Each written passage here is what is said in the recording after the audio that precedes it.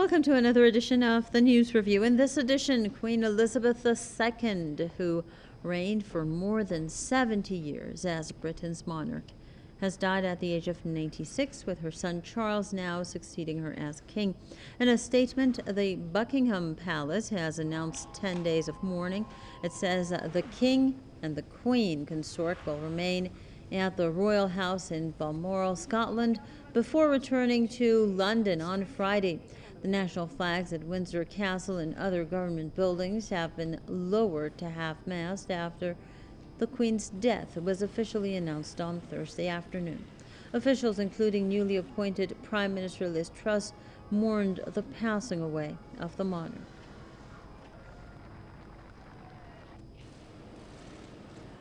We are all devastated by the news that we have just heard from Balmoral. The death of Her Majesty the Queen is a huge shock to the nation and to the world. Queen Elizabeth II was the rock on which modern Britain was built. Our country has grown. Truss said the Queen had been a personal inspiration to her and many Britons, adding that Britain grew and flourished under her reign. World leaders have also paid tribute to the Queen and expressed condolences to the British royal family over her demise.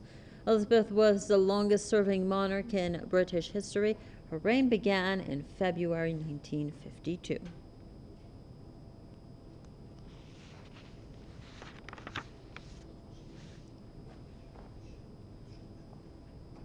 To discuss that further, we're joined by Said Mohsen Abbas, journalist and political commentator, joining us from London. Also from London is Rodney Shakespeare, author and political analyst. Let's begin with Said Mohsen Abbas. Are we expecting any changes, sir, in your opinion? How effective, basically, was the monarchy and how Britain is ruled? Well, of course, Britain's had a monarchy which is really toothless, to be fair. The Queen had no power politically or otherwise. I mean, she was formerly the head of the church and the state, which kind of made her a sort of a head of a theocracy of sorts, although don't say that to the British establishment. But the fact is that the British monarchy has long since relinquished any actual effective control. She had largely just ceremonial duties.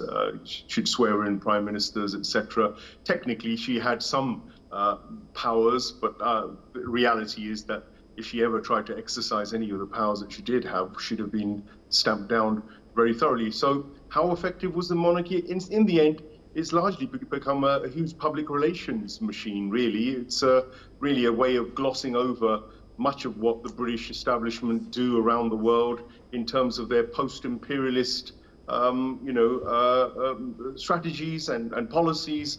And arguably, she acted as the bridge, transferring Britain from a formal colonialist power to one which was now subordinate to the Americans. But nonetheless, this Anglo-American axis has remained strong, and Britain still exercises a lot of informal influence over that axis, without a doubt. And they essentially have continued where they left off, in a sense, ruling much of the world through guile and through various other techniques, continued the plunder, continued all of the kinds of oppressions. I mean, she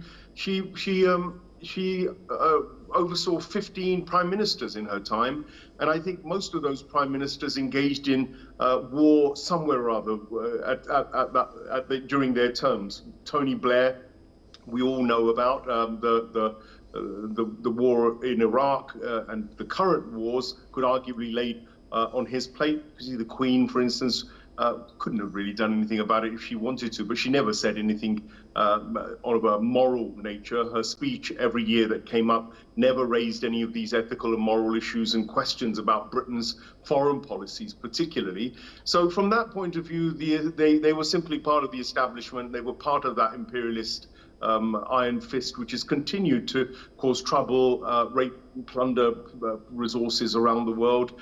She was embroiled, of course, in the latter part of her reign, largely with family troubles. You know, Prince Andrew with huge question marks about his links to paedophilic individuals, and his own practices were very much under scrutiny, and he had to settle out of court. So there's huge suspicions about her family on that level. Diana, there was a very famous on-running sort of media circus which really focused on Diana's challenge to the establishment. It was well known the Queen didn't like her. Her death implicated the Queen and her family as well. It didn't, and it still hasn't subsided. Many people still point the finger at her and Prince Charles for the death of Diana and the intelligence services of Britain. I could go on. I mean, these are largely what she had to deal with, but the nation that she led still represents, unfortunately, a nation which is regarded by many in the world as being still a tyranny. And for that, I don't think those kind of people who are aware of that would celebrate or mourn her death. Either way, they would really look upon the Queen and what she represented as the head of state of an imperialist tyranny as something not to be supported or mourned. So, Mr. Shakespeare, we just heard Mr. Abbas explaining that the monarchy in the UK is largely a ceremonial position. Are you expecting any changes now that Charles has been announced as the new king of the UK? Well, on the one hand, you can say that the monarchy is ceremonial, but in some respects, it's rather more than ceremonial. You will see the first evidence of that in the very large crowds who will be mourning the passing of the Queen, because the institution of the monarchy is one of the things that the society has in common. It's a sort of tribal thing. And it comes into its own, particularly in times of, for example, in times of war. And then you have the personality of the Queen. And I don't think anybody would really have any ill feeling towards her. She did the job very well and with great grace. She became a repository of wisdom and advice. Now, at the same time, she, of course, was holding the post of the monarchy of a country whose policies, as Mosin indeed indicated, had some very cruel colonial aspects, for example. And also the monarchy is sort of the center of those social and political forces which prevent really proper modernization today. But as a person, she did the job very, very well. Every week she would hold an audience, that's to say a meeting with her Prime Minister. It should be remembered, although Mosin was saying that she had no power, there is a huge residual power which still exists in the monarchy. Should it ever happen that a government got carried away and became sort of a fascist grouping, that fascist grouping could be stopped by the monarchy. It would mean the country either abolishing the monarchy or abolishing the government. It would mean one or the other. But the power is still there and latent. And when war is declared or fought, it is done in the name of the monarchy as representing everybody. So don't underestimate the latent power and the political power which is still there in the monarchy. But that is not to say that the society which the monarchy is central to is not without a lot of faults.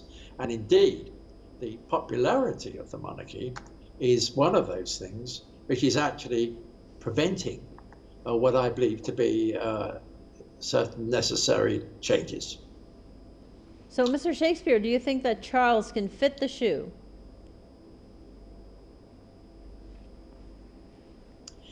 I didn't quite hear the question, but if it's Charles, Yes. My own view is that since we do have a monarchy, and there has to be a king or a queen, in this case a king, my own view is that King Charles will do the job as well as his mother.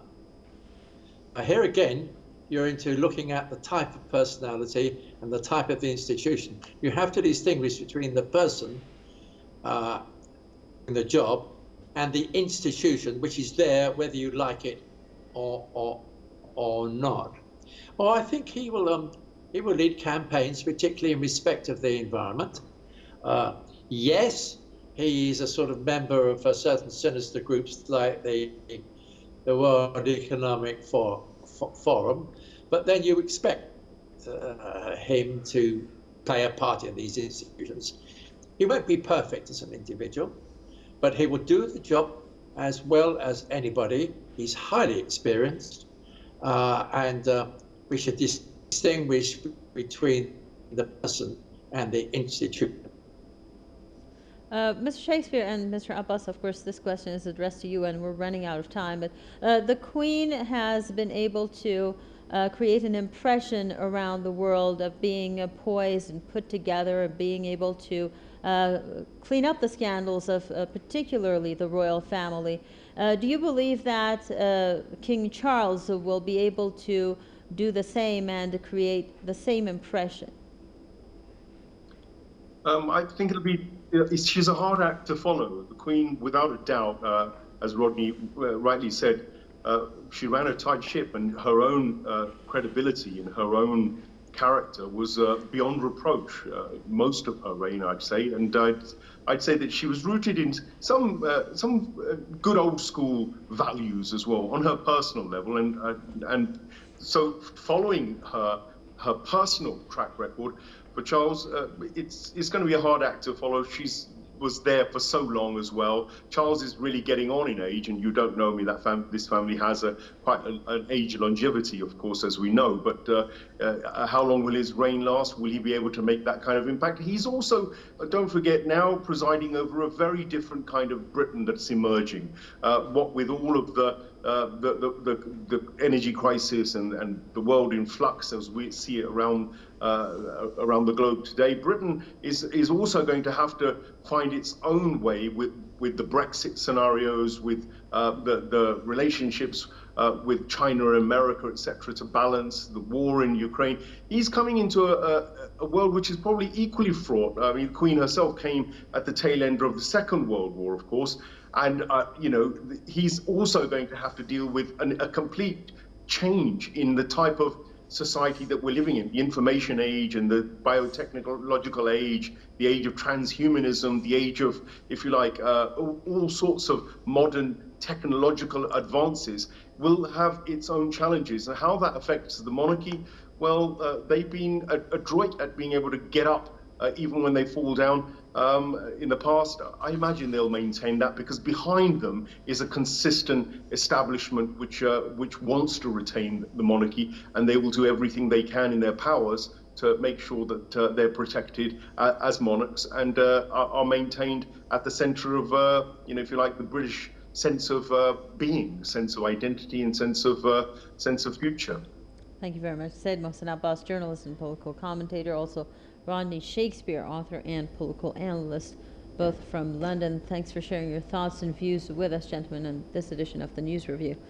And thanks to all of our viewers for following this edition.